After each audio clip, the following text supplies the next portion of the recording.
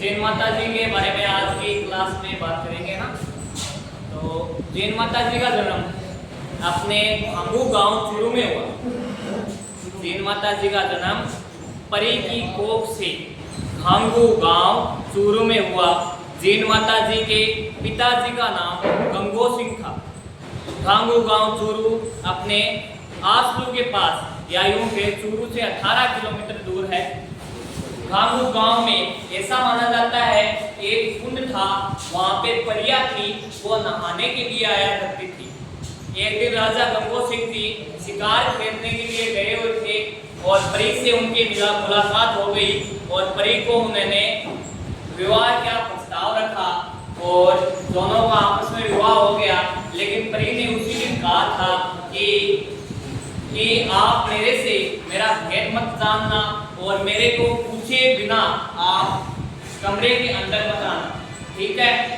लेकिन हुआ क्या, समय बीता और हर्षनाथ और बहन चीन का जन्म हुआ। दोनों भाई बहन आपस में खुशी खुशी रहने लगे। एक दिन राजा गंगो सिंह जी परी से मिलने घर में आए, सीधे शयन कक्ष जा पहुंचे, बिना द्वारे वो खट गए। एक दिन क्या हुआ, राजा गंगो सिंह जी परी से मिलने घर में आ गए और द्वार को न खटकाते हुए सीधे रूम के अंदर आ गए। और हुआ क्या कि जो परी थी वो सिंह शेरनी के रूप में थी और अपने दोनों बच्चों को दूध पिला रही थी। ऐसा देख के परी ने वहां से जाने का तुरंत निश्चय कर लिया और उसने कहा कि हे राजन, आप मेरा भेद जान चुके हो, अब मैं यहाँ से चलती हूँ।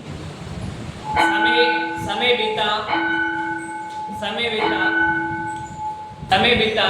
कालांतर में क्या हुआ कि हर्ष भैरव और जैन माता जी बड़े हो गए और कुछ समय बाद हर्ष भैरवनाथ जी का विवाह हो गया। और जब विवाह हो गया तो घर में भावज आ गई। भावज और भाभी और नरनबाई सा जैन माता के बीच गहरा प्यार था, संबंध था। दोनों आपस में हंसी खेल से रहते थे, घर का सारा काम करते थे। अब दो बात है, एक तो ऐसा माना जाता है कि चूंदी को लेकर विवाद था, एक ऐसा माना जाता है कि भाई बहन में मटका उतारने को लेकर विवाद था। दोनों विवाद सही है, मैं दोनों आपको बता देता हूँ, क्योंकि जो लोक मान्यता है उसके अनुसार दोनों ही सही है। ऐसा माना जाता है बहन जैन और भावज दोनों सरोवर पे पानी भरने के लिए गए हुए थे।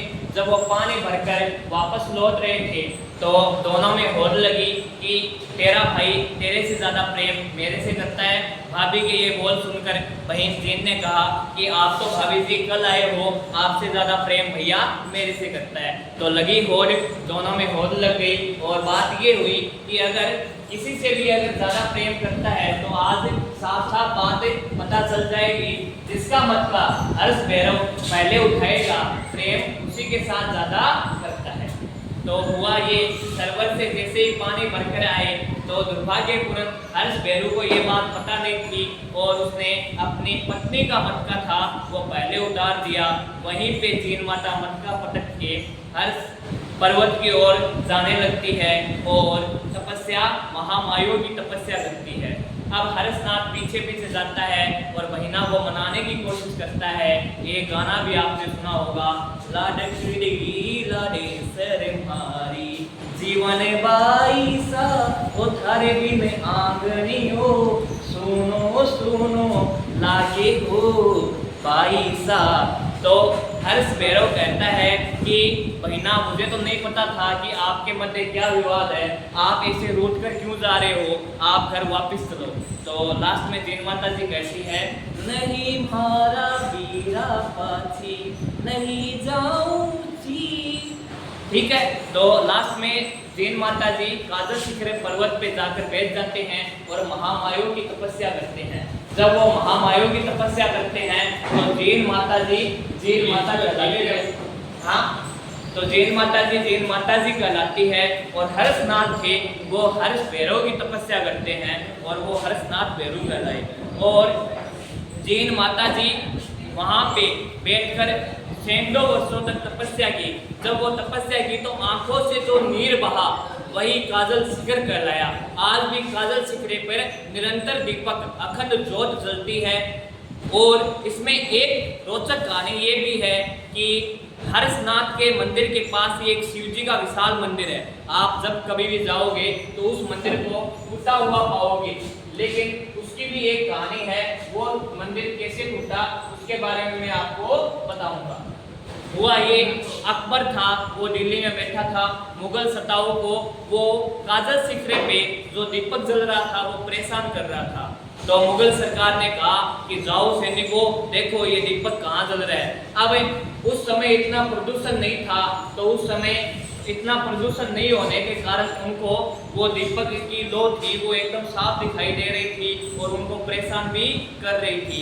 जब वो दीपक को बुझाने के लिए यहाँ पे आते हैं तो तुरंत आक्रमण बोल देते हैं और हर्षनाथ के मंदिर को टुटवा देते हैं। इतना देखकर पंडित थे वो घबराने लगते हैं और मैया को जब ये चिंता सताने लगी कि पंडित है वो घबरा रहे हैं, तो मैया ने अपने भौरों मतलब मधुमक्खियाँ, अब मधुमक्खियाँ जब कभी भी आप जाओ जिन माता मंदिर के पास एक छत्ता है बड़ा सा और वहाँ पे मधुमक्खियाँ, और वो मधुमक्खियाँ भी अपनी छोटी वाली नहीं है, बहुत बड़ी मधुमक्खियाँ है। तो उस मधुमक्खियों को आदेश दिया कि तुरंत औरंगजेब या मुगलों के औरंगजेब के पीछे लग गई। जब मधुमक्खियाँ उसके पीछे लग गई तो अकबर था वो भागता भागता गया और मैया से कहा कि मैया, आज के बाद मैं आपके मंदिर को तुड़वाने की तो नहीं सोचूंगा, बल्कि आपके प्रति वर्ष 1.25 मन तेल मैं मेरी तरफ से चढ़ाऊंगा और ये दीपक बुझाने की तो छोड़ो, इसको अखंड ज्योत में अपनी ओर से जलाऊंगा।